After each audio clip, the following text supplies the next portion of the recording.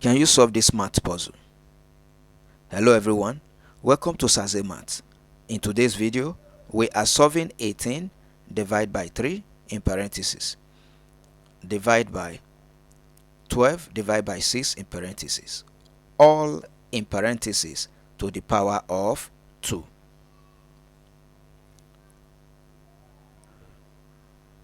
In this equation, we are to solve the one in parentheses first, solve the one in this parentheses first, that is 12 divided by 6. After that, we will divide the answer from here and the answer from here, and then we will now raise the answer to power of 2.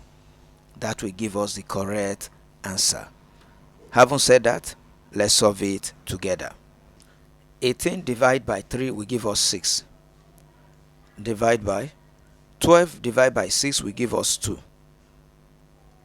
Raised to power 2. 6 divided by 2 will give us 3.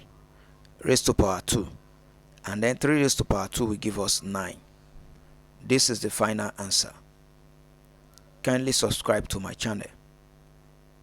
See you in my next video.